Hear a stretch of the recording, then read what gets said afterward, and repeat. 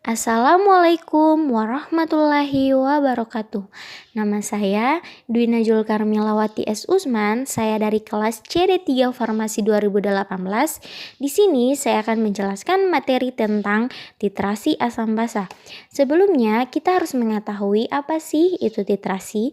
Titrasi merupakan metode analisis kuantitatif untuk menentukan konsentrasi atau kadar suatu anelit di dalam sampel.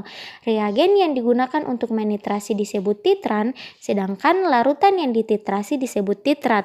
Titrat pada volume tertentu direaksikan dengan titran yang telah diketahui konsentrasinya tetes demi tetes hingga terjadi perubahan yang menandakan titik ekuivalen. Yang kedua yaitu jenis-jenis titrasi. Yang pertama ada reaksi asam basa, reaksi oksidasi dan reduksi, reaksi pengendapan, dan reaksi pembentukan kompleks. Berikutnya adalah ada teori asam basa. Menurut Stefan August Arrhenius ini, dia merupakan seorang ilmuwan kimia yang berasal dari Swedia, bahwa asam adalah zat yang jika di dalam air dapat melepaskan ion hidrogen atau H+. Sebenarnya ion-ion hidrogen yang dihasilkan oleh asam tersebut ketika dilarutkan di dalam air akan terkait dengan molekul-molekul air atau H2O dalam bentuk ion hidronium, yakni ion positif yang dibentuk atas penambahan sebuah ion hidrogen atau proton pada sebuah molekul air. Namun tidak semua senyawa itu dia bersifat asam. Misalnya etanol yang mempunyai rumus kimia C2H5OH, walaupun di dalam etanol terdapat unsur H, namun etanol bukanlah asam. Kemudian asam berdasarkan kekuatannya, menurut Arrhenius ini dia terdiri dari asam kuat dan asam lemah. Sedangkan jika dilihat dari jumlah ion H+ yang dilepaskannya, maka dibedakan menjadi asam monoprotik, diprotik, dan asam triprotik. Yang kedua adalah teori Bronsted-Lowry. Ini merupakan sebuah teori yang melengkapi dari kekurangan teori asam basa menurut Arrhenius. Karena di sini tidak semua senyawa itu dia bersifat asam ataupun basa. Dia dapat menghasilkan sebuah ion H+ atau OH- jika dilarutkan di dalam air. Teori menurut Bronsted-Lowry ini dia menyatakan bahwa asam adalah senyawa yang bisa menyumbang proton ion H+ ke senyawa atau zat lain, sedangkan basa ialah senyawa yang bisa menerima proton. Lalu menurut Bronsted-Lowry ini, zat mampu berperan baik sebagai asam ataupun basa jika zat tertentu lebih mudah melepas proton dan zat tersebut akan berperan sebagai asam dan lawannya berperan sebagai basa. Sebaliknya, jika suatu zat lebih mudah menerima proton, maka zat tersebut akan berperan sebagai basa, dan dalam suatu larutan asam dalam air, air tersebut berperan sebagai basa. Namun, di dalam teori Bronsted-Lowry ini dia memiliki kelemahan, yaitu dia tidak dapat memperlihatkan sifat asam maupun sifat basa dalam suatu senyawa jika tidak terdapat proton yang terlibat di dalam reaksi. Yang terakhir yaitu ada menurut teori Lewis, yaitu dia menyatakan bahwa asam basa itu dia merupakan masalah dasar yang harus diselesaikan dengan landasan teori atau struktur atom, bukan berdasarkan oleh hasil percobaan. Asam ialah zat yang bisa menerima elektron dan basa yang bisa mendonorkan pasangan elektron. Selanjutnya ada titrasi asam basa. Titrasi asam basa dapat diartikan sebagai penentuan konsentrasi dalam larutan dengan cara menitrasinya dengan larutan basa yang telah diketahui konsentrasinya ataupun sebaliknya. Pada titrasi terjadi perubahan pH, misalkan pada titrasi asam kuat oleh basa kuat, maka pH akan meningkat sedikit demi sedikit hingga mendekati titik ekuivalen, kemudian meningkat secara signifikan dan kembali meningkat secara perlahan setelah melewati titik ekuivalen. Berikut asam secara paling sederhana didefinisikan sebagai zat yang apabila dilarutkan di dalam air akan mengalami disosiasi dengan pembentukan ion hidrogen sebagai satu-satunya ion positif. Misalnya ini adalah hasil dari disosiasinya. Yang pertama ada HCl atau asam klorida menjadi H+ ditambah Cl-nya menjadi ion klorida. Berikut ada prinsip titrasi asam basa. Asam basa melibatkan asam maupun basa, dia sebagai titer ataupun titran. Kadar larutan asam ditentukan dengan menggunakan larutan basah atau sebaliknya. Titran ditambahkan titer tetes demi tetes sampai mencapai keadaan ekivalen, yang artinya secara stokiometri titran dan titer itu tidak dapat habis bereaksi. Tidak tepat habis bereaksi. Dalam hal ini biasanya ditandai dengan berubahnya warna indikator. Yang kedua, keadaan ini disebut sebagai titik ekivalen, yaitu titik di mana konsentrasi asam sama dengan konsentrasi basa, atau titik di mana jumlah basa yang ditambahkan sama dengan jumlah asam yang dinetralkan, atau H+ sama dengan OH-. Sedangkan keadaan di mana titrasi dihentikan dengan cara melihat perubahan warna indikator disebut sebagai titik akhir titrasi. Titik akhir titrasi ini dia mendekati titik ekivalen, tapi biasanya titik akhir titrasi melewati titik ekivalen. Oleh karena itu, titik akhir titrasi sering disebut juga sebagai titik ekivalen. Berikut ada dua cara umum untuk menentukan titik ekivalen pada titrasi asam basa, yaitu yang pertama memakai pH meter untuk memonitor perubahan pH selama titrasi dilakukan. Kemudian membuat plot antara pH dengan volume titran untuk memperoleh kurva titrasi. Titik tengah dari kurva titrasi tersebut adalah titik ekivalen. Yang kedua yaitu ada memakai indikator asam basa. Indikator ditambahkan pada titran sebelum proses titrasi dilakukan. Indikator ini akan berubah warna ketika titik ekivalen terjadi. Pada saat inilah titrasi kita dihentikan. Berikut yaitu ada macam-macam titrasi asam basa. Sebelumnya kita harus mengetahui titrasi asam basa itu dia dibagi menjadi 5 jenis, tetapi dia tergantung pada jenis asam dan basa yang direaksikan.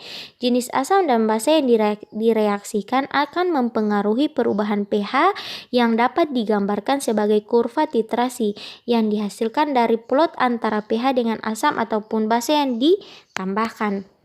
Yang pertama yaitu ada asam kuat dan basa kuat.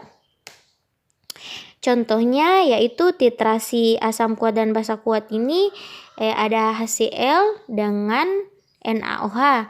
Reaksi yang terjadi yaitu sebagai berikut: NaOH atau natrium hidroksida ditambah HCl asam klorida menjadi NaCl natrium klorida ditambah H2O. Ion H+ bereaksi dengan OH- membentuk H2O sehingga hasil akhir titrasi pada titik ekivalen pH adalah netral. Yang kedua asam kuat basa lemah. Yang contohnya di sini adalah asam klorida sebagai asam kuat dan larutan amonia sebagai basa lemah. Di sini ada reaksinya yaitu NH4OH yaitu yaitu ada amonium hidroksida dan HCl asam klorida menjadi NH4Cl menjadi amonium klorida ditambah H2O. Berikut ada asam lemah dan basa kuat. Asam lemah dan basa kuat ini contohnya titrasi CH3COOH sebagai asam lemah dengan NaOH sebagai basa kuat. NaOH di sini ditambah CH3COOH menjadi CH3COONA ditambah H2O. Berikut ada asam lemah dan basa lemah. Ada titrasi ini dia contohnya titrasi asam asetat sebagai asam lemah dengan amonium hidroksida sebagai basa lemah, sehingga dia membentuk garam yang berasal dari asam lemah dan basa lemah. Di sini jika Ka atau konstansa disosiasi asam lebih dari Kb atau konstansa disosiasi dasar, kelarutannya itu dia bersifat asam. Begitupun sebaliknya, jika Kb lebih dari Ka, kelarutan dia bersifat basa. Reaksi yang terjadi adalah sebagai berikut, yaitu CH3COOH asam asetat ditambah NH4OH amonium hidroksida, dia menjadi CH3COONH4 atau amonium asetat ditambah H2O. Yang kedua yaitu ada basa kuat dari garam dari basa lemah. Titrasi ini dia merupakan kurva yang terbentuk adalah cerminan dari kurva titrasi asam lemah dengan basa kuat. Sebagai contoh di sini adalah titrasi NaOH yang bersifat sebagai basa kuat dengan amonium asetat yang merupakan garam dari basa lemah, di mana reaksinya ditulis sebagai berikut. NaOH natrium hidroksida CH3COONH4 amonium asetat menjadi natrium asetat ditambah amonium hidroksida NH4OH. Berikut reaksi ion yang terjadi, ada OH- hidroksida ditambah NH4- amonium menjadi amonium hidroksida. Berikut yaitu yang terakhir asam kuat dari garam dari basa lemah. Contohnya adalah titrasi HCl. Titrasi HCl ini dia di sini sebagai asam kuat dengan NH4BO2 yang bersifat sebagai garam dari asam lemah. Reaksi yang terjadi sebagai berikut, asam klorida ditambah NH4BO2 menjadi HBO2 itu asam metaborat ditambah NH4Cl menjadi amonium klorida. Reaksi ion yang terjadi yaitu H+ ditambah PO2- menjadi HBO2. Berikut inilah contoh soal dari saya. Yang pertama yaitu diketahui 250 mg serbuk yang mengandung asam salisilat BM138,12 ditimbang seksama dilarutkan dalam 15 etanol 95% yang telah dinetralkan terhadap merah fenol LP. Selanjutnya ditambahkan 20 ml air dan dititrasi dengan NaOH 0,1 menggunakan indikator merah fenol sampai terjadinya titik akhir titrasi. Dibutuhkan NaOH 0,1 N sebanyak 12,56 mili. Berapakah kadar asam salisilat dalam serbuk di atas? Pertama diketahui reaksi yang terjadi adalah sebagai berikut.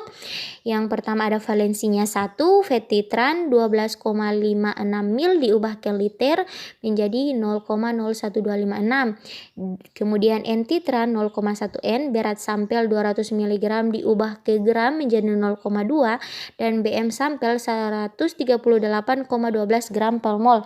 Jadi yang ditanya di sini adalah kadar persen B per B.